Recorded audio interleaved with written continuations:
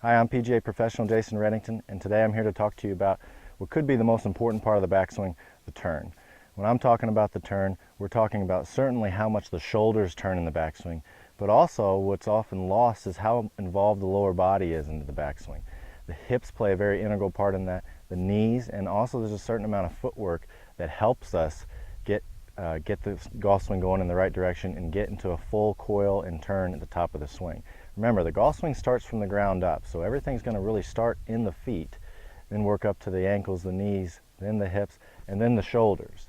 If you ever sit in a chair and try to make a shoulder turn, you won't get very far because your lower body, hips especially, are so locked in and restricted. So very important to get an understanding of how vital these positions and parts are to the backswing, getting yourself in a good position at the top to be able to transition down into your downswing. So let's discuss this a little bit further. We get into our setup, we're into a good posture. When I go back, you're going to see that there's definitely a certain amount of coil with the shoulders. I'm into a full, even past 90-degree shoulder turn. Should be able to see my right shoulder blade at the top of the swing. But I've also, as you can see, coiled up my hips. My hips have turned somewhat about 45 degrees, maybe even a little bit further. There's definitely more increase in knee flex in my left knee now. This leg has straightened. It's not locked out, but it has straightened a little bit, so there's some pressure there. But because of the turn and allowing my hips to turn properly, I have to allow the right leg to straighten a little bit.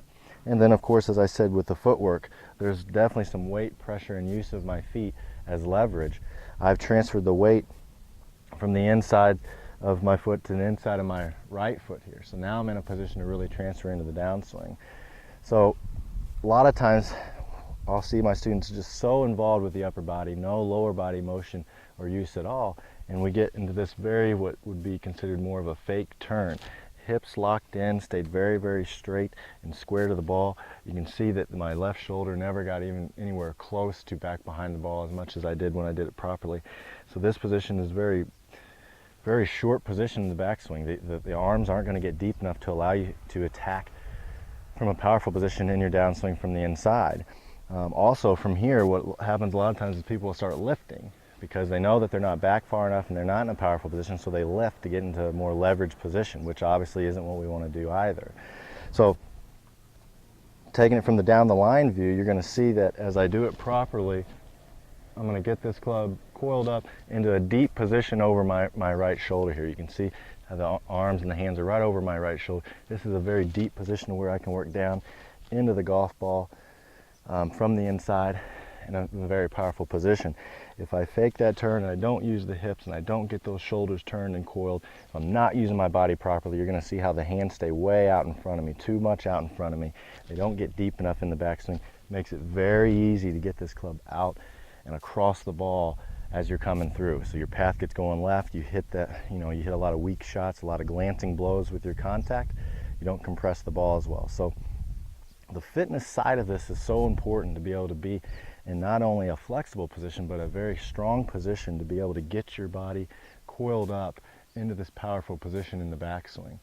When the hips are not flexible enough, they're too tight, they're restricted, we can't use them enough, we start trying to do it all with our upper body, which usually is very tight as well, we're not going to make a very good turn. We're not going to get ourselves in a position to make a golf swing. So being flexible enough, being strong enough, and having the endurance to get yourself coiled up in the backswing, to get yourself in this powerful turn position, where as you can see again, my chest is turned all the way back to my target. My left shoulder is more over my right, the inside of my right leg. That's keeping me on the golf ball, but getting me coiled up. I'm not trying to turn by moving way over here.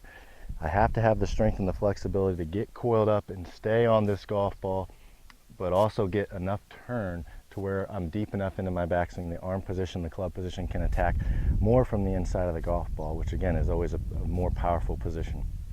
Work on your turn. Get yourself in front of a mirror. Do exactly what I did here, trying to get yourself to turn your shoulders. You can take a club even across your chest and just get yourself coiled up and get turning, and that's going to get you much more behind the ball in a deeper position, as I like to call it, in the backswing, and that's going to get you swinging from a more powerful position, and that's going to give you not just, of course, the power and the distance, but also the accuracy. You're going to get much more solid strikes and compression on the golf ball as you come into impact. So Work on the turn and you'll start to hit better golf shots.